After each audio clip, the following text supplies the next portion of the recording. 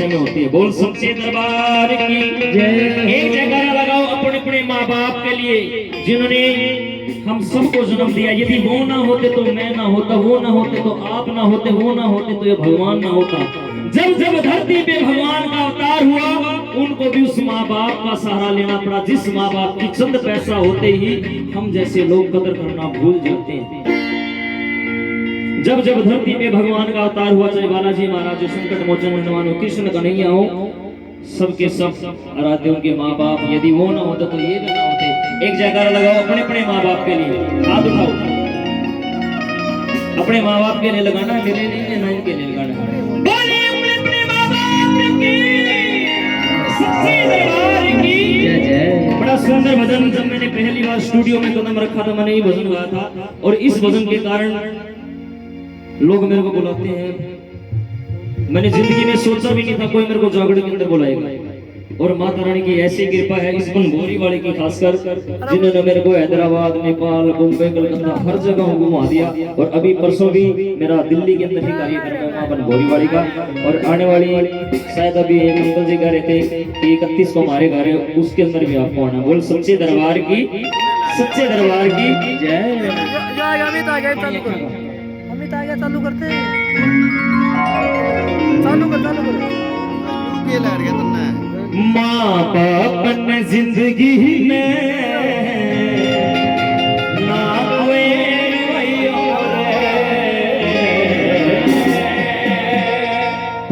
चाहे आपके पास कितनी भी धन दौलत कोठी बंगले गाड़ी हो जाए, मगर माँ बाप का जिस इंसान ने दिल दुखा दिया वो धन दौलत सब कुछ बेकार है, कोई फायदा नहीं है इस संसार में, इस दरबार में आने का, खामे खाई घंटे बजाने की, माता रानी मेरे को ये दे दे, मेरे को वो दे दो। जिन्होंने हमारे को एहसास करवाया शेरों वाली माँ है, उनकी तो हम कदर करना भूल जाते हैं और इसके तरफ आके फरियाद करते हैं माँ मेरे को ये दो। ये माता रानी कुछ नहीं देने वाली। मीठी मीठी तारीफ बजाएंगे मेरे लिए, नाइन के लिए, अपने अपने माँ बाप के लिए बजाएंगे और भजन को श्रवण करेंगे, क्योंकि मेरे गुरुदेव जैन हमेशा एक बात कहते बेटे, जागरण का मतलब क्या होता है? जागरण का मतलब ये नहीं माता रानी का जागरण उसके भजन सुने और घर चले गए। जहाँ पे लोगों के भीतर जागरूकता पैदा उसे जागरण कहते हैं, जहाँ पे भगवान की कीर्तियां गाई जाए उसे कीर्तन कहते हैं। इसलिए मेरे गुरुदेव कहते बेटे जागरण के अंदर ऐसी रचना गाया करो जिससे लोग प्रभावित हो, तब तुम्हारा जागरण करने का फायदा, उनका जागरण सुनने का फायदा, असली जागरण होता। बोल सच्चे दरबार की और मीठी मीठी ताली बजाएंगे क्या?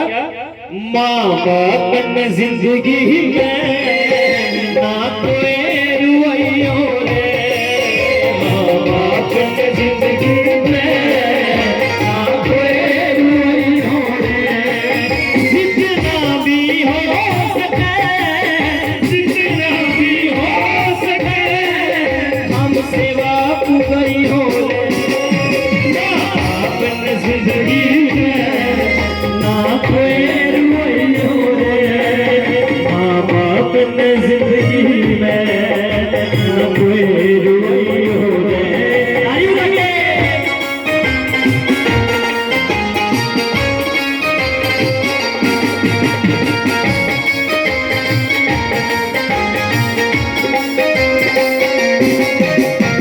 पहले देखते कितनी अच्छी लाइनें लिखी क्या लिखा? माँ बाप ने सबसे दुनिया दिखाई, इनकी दया कारण या जिंदगी पाई, ये जन्म मिला ही हम हुए मिटाइयो गंदे कर्म तेरे नरक बनाइयो रे, इनकी इज्जत में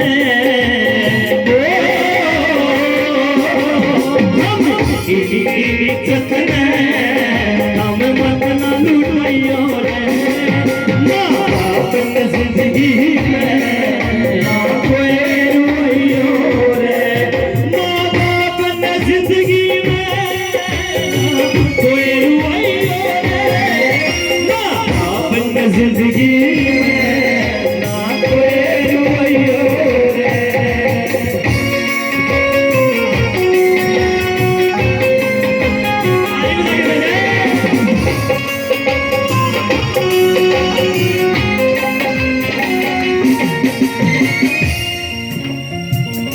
जितने भजन के ऊपर पैसे आएंगे, आप लोगों को मैं बता देता हूँ, जितने भी मैं भजन गाता हूँ शिक्षा पर, उन भजनों पे जितना भी ये पैसा आता है ये मेरी जेब में नहीं जाता, ना मैं दरबार में रखता हूँ। इस पैसे से हमारे जींद शहर के अंदर एक लंगड़ी लूली गांव की जो गाय माता होती है, हमारी इतनी औकात नहीं हम उनकी सेवा कर सकें। सिर्फ मैं ये मानता हूँ, मैं अपनी वाणी से कुछ भजन गाता हूँ और उनसे जितना पैसा आता है विकलांग गौशाला जिसको बोलते हैं, उस पैसे से वो सारी की व्यवस्था की जाती है। क्योंकि लोग कहते हैं गौ माता के अंदर 33 कोटि देवी देवता निवास करते हैं, और यदि हम किसी भी देवी देवता की 100 मणि लगाते कितने पैसे खर्च जाता है? 15, 20, 30 हजार रुपये खर्चा जाता है। और गौ माता की 100 मणि सिर्फ 101 रुपए की होती है, जिससे 100 मण चारा जाता है, जिससे सारी गायें पेट भर लेती हैं और जितने भी देवी देवता सब खुश हो जाते हैं। गौ माता सबसे बड़ी माँ इस संसार के अंदर। एक बार ताली बजाओ गौ माता के लिए।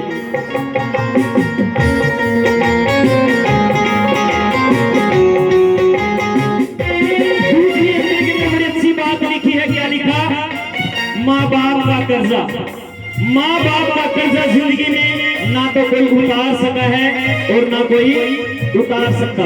एक बार की बात, एक छोर का बहुत बड़ा घमंड हो गया, ध्यान से सुनेंगे।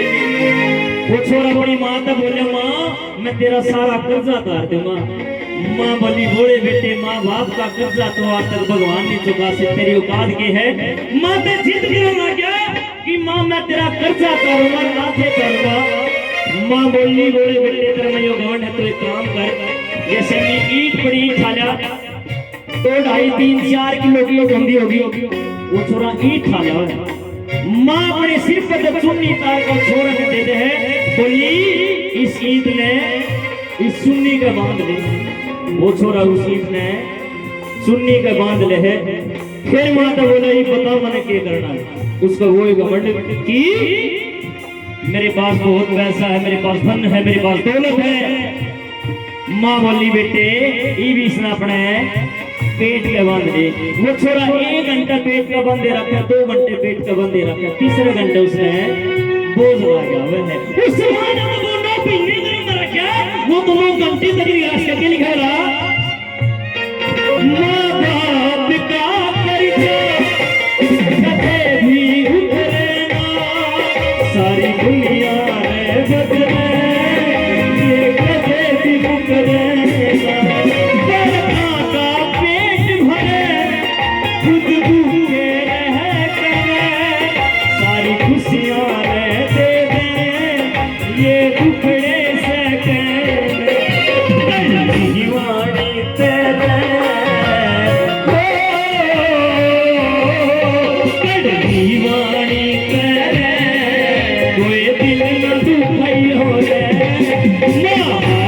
जिंदगी में ना कोई रुइयो रे, माँ बाप ने जिंदगी में ना कोई रुइयो रे, माँ बाप ने जिंदगी में ना कोई रुइयो रे।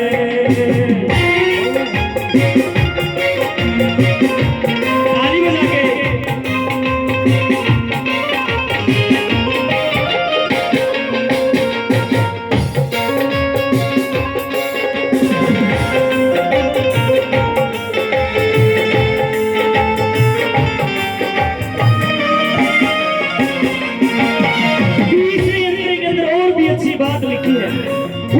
बेटी से पूछो जिसके माँ बाप उनको छोड़कर बचपन में भगवान के पास चले जाते हैं, उनको किन किन मुसीबतों का सामना करके आगे बढ़ना पड़ता है।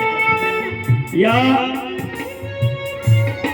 उस इंसान से पूछो जिसके कोई संतान नहीं है, पैसे से हम हर चीज खरीद सकते हैं मगर माँ बाप का प्यार बड़ा अनमोल है, पैसे से नहीं खरीद सकते। यदि हम प्यार से बोले अपने माँ बाप को तो अपनी गर्दन तक उतार कर दे सकते हैं, मगर इस संसार में माँ बाप ऐसे अनमोल दौलत है जो एक बार बिछड़ जाते हैं तो 7 जन्म तक माँ बाप का प्यार पाना बड़ा असंभव है। बड़ी अच्छी लाइनें लिखी, क्या लिखा? माँ बाप के बिना कुछ भी ना रह पाए,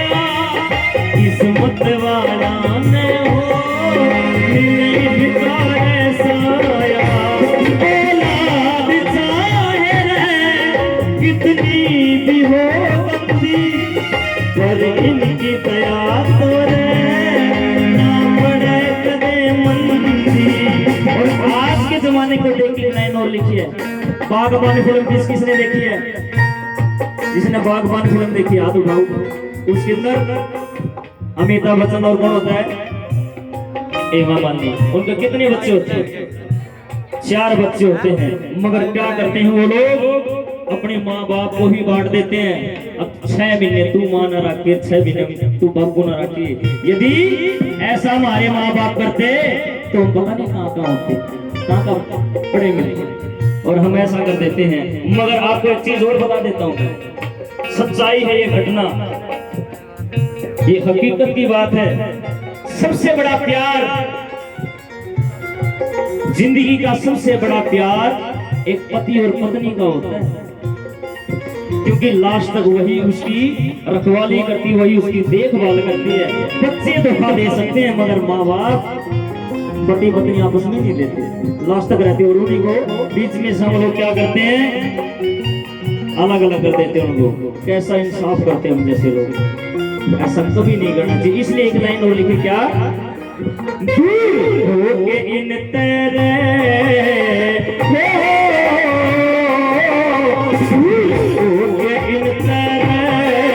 कोई घर न बसई हो रे।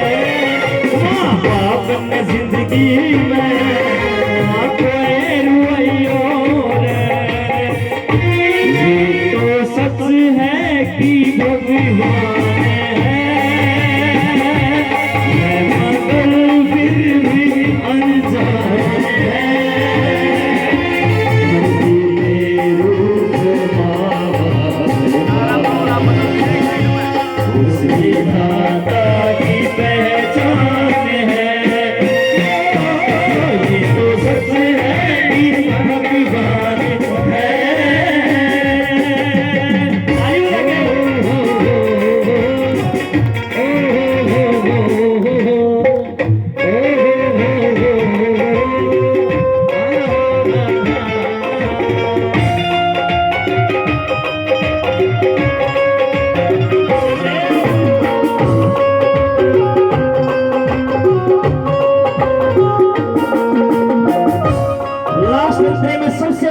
लिखी है।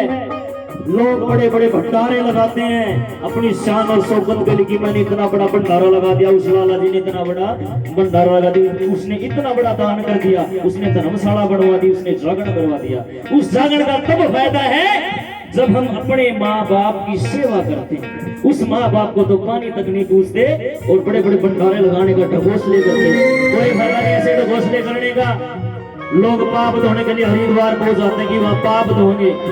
पाप तो सिर्फ और सिर्फ अपने घर में धोते हैं। उसे बूढ़े माँ बाप की सेवा करो जिन्होंने हमारे को इस लायक बनाया, उनकी सेवा करते नहीं, मंदिर में जाके घंटे बजाते हैं, कोई फायदा नहीं। इसलिए अच्छी लाइन लिखे, क्या लिखा? क्यों सोवे भूल में तू छोड़ दे तिरखाने, माँ बाप मना ले। स्वर्ग में गाना से एक कर्म उगाना से, माँ बाप के चरणा में सब में ध्यान लगाना से।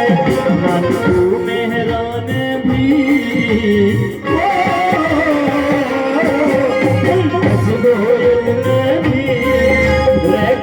समझो रे, माँ बाप ने जिंदगी में ना कोई रुइयो रे। एक बार बिल्कुल सीधे हाथ खड़े करेंगे, क्योंकि कहते हैं भगवान को किसी ने देखा है? जहाँ पे 5 लोग इकट्ठे हो जाते हैं वहाँ पे भगवान का वास होता है। और ये 5 ज्योतिष माता रानी की जगह, बिल्कुल सीधे हाथ उठाएं। यहाँ से आपको एक नियम लेके जाना है, तब तुम्हारा जागरण में आना संपूर्ण होगा, नहीं तो नहीं होगा। क्या होगा? एक नियम लेके जाना है, माँ बाप की सेवा करेंगे, गौ माता की सेवा करेंगे, कन्या की इज्जत करेंगे, तब इस दरबार में जाने का फायदा, नहीं तो कोई फायदा नहीं है। चाहे लाख करो तुम पूजा और तीर्थ करो 1000, माँ बाप गौ कन्या को जिसने ठुकरा दिया तो सब कुछ है बेकार। बोलिए अपने माँ बाप की, बोलिए जननी माता की जय, सच्चे दरबार की, बनहोरी वाली माता की जय जय, गौ माता की जय